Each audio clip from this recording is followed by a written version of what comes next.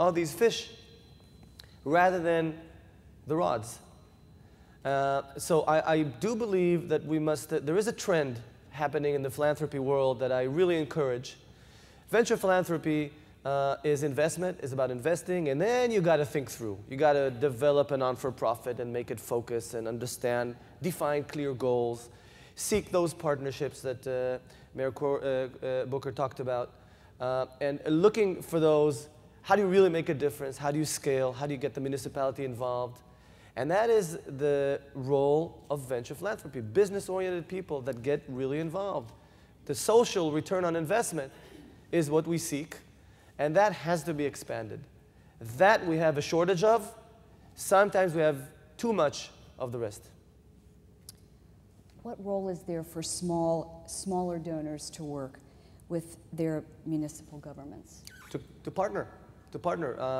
My proposal to philanthropists is not many things. Is to look for those, as the mayor said, those tipping points. In education, you know, I've heard you talk about the education system. You read my script.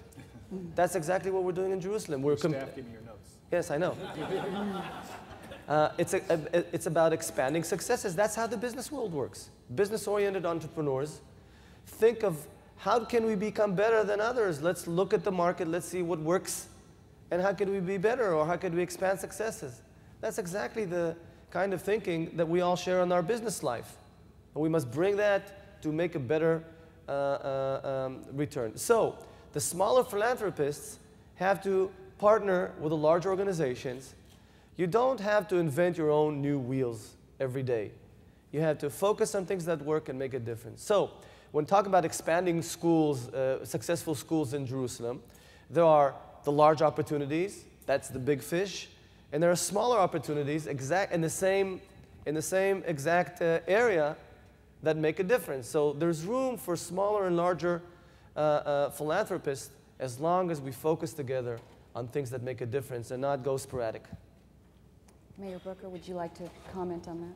Look, there's no number too small when you have the urgencies that we have, and you're trying to prove a thesis, a theory, which really I've dedicated my career to. So, you know, Barry Mattis, who's sitting here, who's my right hand in so many ways, she and I work all the time talking to donors or people of wealth, showing them ways that they could take even a small contribution, $10, $20, $25, $30,000, and leverage it for in a large way, connecting them, whatever their passion is. If it's public safety, let's show you how you could save lives.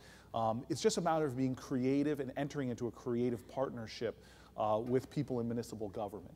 And so it's critical to have government play a role. Government cannot solve all the problems. Philanthropy actually, to me, is a critical difference maker. But we've got to start having creative dialogues with innovative mayors like the one to my left, because if you have a urge, I want to make a difference with children, I want to make a difference with public health, and you have the right leader, and this is why it's critical. You and I were talking before we came here. It's critical to have a dynamic leader who's open and entrepreneurial. We both are just the devotees of Michael Porter, and we talk to him too about leveraging competitive advantage. If you have the right leader, and I think there's an opportunity in Jerusalem now, when you have an urge to focus on a certain issue, you can work together to find something creative where not only your money will have the good intended, like the technology that Barry and I directed one philanthropist will, but if once you prove that it works, it will radiate further into the community. Yeah. We have things now that we had venture philanthropists come to our city and start in our city that now the city of Camden saw, oh my gosh, look at the success you're having, I want to copy it. And suddenly it goes viral. And then suddenly you have Detroit taking that idea and innovating even more upon it. So one little bit of philanthropy, $20,000, $50,000, suddenly has an impact worth literally millions. Okay, I'm going to ask one more question, then we'll open up the questions to the audience. Looking into the future, both of you, in the near term, does the economic crisis create a new kind of focus that philanthropy can uniquely fill? And with the bad economy, will you change what you ask for from funders? Yes, we will ask for more. Look, everything is an excuse and a distraction from what our calling is as a people. Why are we here? And this is why Shmuly and I talk about this all the time. It really is about being a value-based society. and why I'm privileged to be in partnership with the Jewish Values Network, because that's where it starts.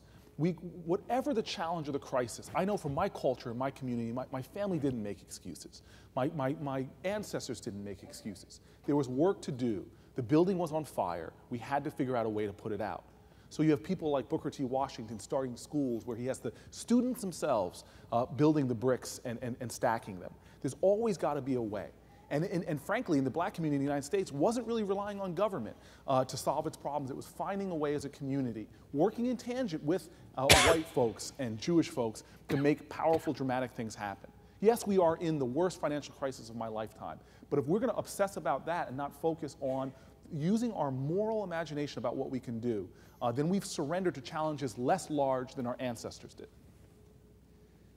I would say that when I speak to philanthropists, and we all know it's not easy times, I just want to remind everyone that Jerusalem, 3,000-year-old brand, is in distress. And we're all shareholders of the city. And while it's hard times, the challenge is not disappearing. The challenge of the city of Jerusalem, making it work better, strengthening the city, building it, is one of the top priorities, in my mind, of the Jewish people and the world as a whole. And that challenge is not going away. So I believe we should align our interests. One of the philanthropists I talked to, when I talked to him about the challenge, said to me, you know, Nir, you're probably right, because if Jerusalem doesn't work well, many of the other things we do are not as important. And so when we all are struggling, we must focus on the important things, and that's Jerusalem. I was listening to you, Mayor, talking so enthusiastic about the future and the importance of the city of Jerusalem. I cannot agree with you more, and if Jerusalem is a microcosmos of what is happening in the Middle East or the whole world, we have to make our little city of Jerusalem work much, much better. And when people find it hard, having a hard time, I said, well, fine. I've learned that philanthropists, we mustn't push philanthropy. Philanthropy is a pull thing. If it doesn't come from your heart, it's very, very difficult to ask for more. I've learned never push philanthropists around. So it's about just making sure people realize the situation, and whoever wants to step up to the plate will find great partnership. And if it's hard times, you give a little bit less, but don't stop giving. I think it's the key. Just to add to that, which you know, I'm sure from your experiences, it's not just about giving money. There's expertise.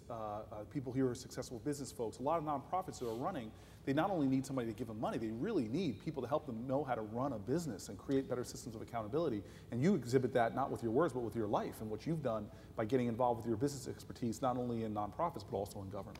Oh, that's the next step. Some of the Israelis here, it's only a matter of years then you realize that you have to take that next phase and not only stay as philanthropists. The Israelis here in the crowd know exactly what I'm talking about, but take that next step and go into public service. Make Aliyah into the higher calling of public service. Okay, I'll open the questions to the floor. Yes.